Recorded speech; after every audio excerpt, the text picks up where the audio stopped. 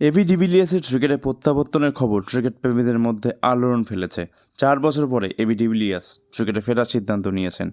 তবে শুধুমাত্র এবি ডিভিলিয়ার্সই নয়, এরকম অনেক মহান ক্রিকেটার রয়েছেন যারা ক্রিকেটকে বিদায় জানানোর পরে আবার ফেরার সিদ্ধান্ত গ্রহণ করেছিলেন। আসুন আজকে এই সব ক্রিকেটারদের সম্পর্কে জেনে নেই। ইংল্যান্ডের অন্যতম সেরা ক্রিকেটার কেভিন পিটারসেন, এ বিষয়ে দ্বিমতের কোনো অন্ত নেই।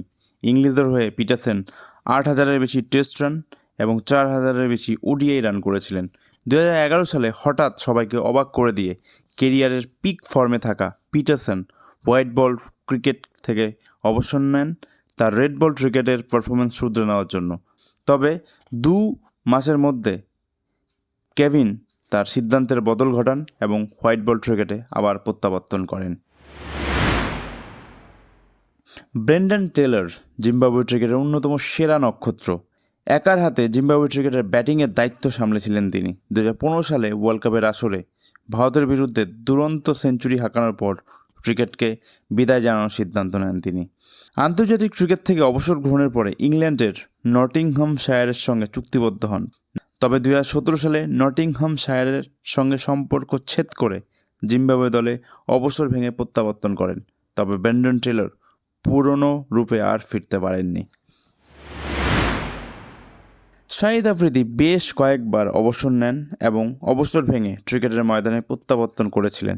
2006 সালে তিনি টেস্ট ক্রিকেটকে বিদায় জানান, কিন্তু 2 সপ্তাহের মধ্যে তার সিদ্ধান্তের পরিবর্তন ঘটান। 2011 সালের ওয়ার্ল্ড কাপের আসরে তাকে ক্যাপ্টেন্সি থেকে হাঁটানোর পর ক্রিকেট থেকে চিরতরে বিদায় জানানোর সিদ্ধান্ত নেন, কিন্তু 5 মাস পরে তিনি আবার প্রত্যাবর্তন করেন। অবশেষে এই লেজেন্ডারি ক্রিকেটার 2018 সালে ক্রিকেটের সঙ্গে সম্পর্ক ছেদ করেন।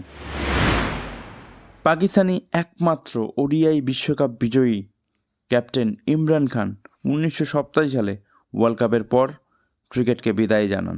তবে তৎকালীন পাকিস্তানি প্রেসিডেন্ট জেনারেল জিয়াউল রহমান তাকে ক্রিকেটের ময়দানে প্রত্যাবর্তনের জন্য অনুরোধ করেন। 1988 সালে ক্রিকেটে ফিরে এসেই ওয়েস্ট ইন্ডিজের বিরুদ্ধে টেস্ট সিরিজে দুরন্ত পারফরমেন্স করেন এবং 1992 সালে ইংল্যান্ডের মাটিতে পাকিস্তানকে প্রথমবারের মতো ওয়ার্ল্ড কাপ জয়ের স্বাদ দেন। তবে এরপর তিনি আর ক্রিকেটে ফেরেননি। তালিকার অন্যতম সেরা সংযোজন বেন স্টোক তার ওয়ার্কলোড ম্যানেজ করার জন্য 2022 সালের জুলাই মাসে ওডিআই ক্রিকেট থেকে নাম তুলে নেন, কিন্তু ক্রিকেট ফ্যানরা এটা কোনোভাবেই মেনে নিতে পারেনি। 2023 সালে ওয়ার্ল্ড কাপের আগে সকল জল্পনা কল্পনার অবসান ঘটিয়ে নিউজিল্যান্ডের বিরুদ্ধে ওডিআই ক্রিকেটে প্রত্যাবর্তন ঘটান। ওয়েস্ট ইন্ডিজ ক্রিকেট ইতিহাসের অন্যতম সেরা অলরাউন্ডার ছিলেন কার্ল হুপার।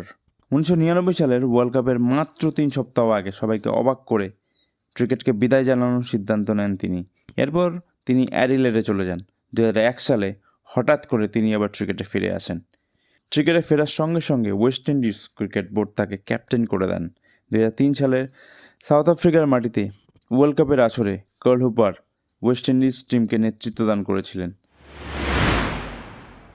সন্ন্যাস নেওয়ার পর প্রত্যাবর্তনের তালিকায় 9তম সংযোজন এবি ডিভিলিয়ার্সের প্রত্যাবর্তনের খবর আলোড়ন সৃষ্টি করেছে ক্রিকেট প্রেমীদের মধ্যে।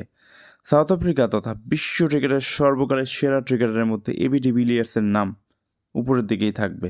2021 সালের নভেম্বর মাসে ক্রিকেটকে বিদায় জানিয়েছিলেন তিনি। তবে সবাইকে অবাক করে দিয়ে চ্যাম্পিয়ন্স ট্রফির আগে নিজেকে জাতীয় দলে ফেরার কথা উল্লেখ করেছেন তিনি। তার এই সিদ্ধান্ত সাউথ আফ্রিকার ক্রিকেটকে একটা নতুন আলোর পথ দেখাবে তা বলার অপেক্ষা রাখে না।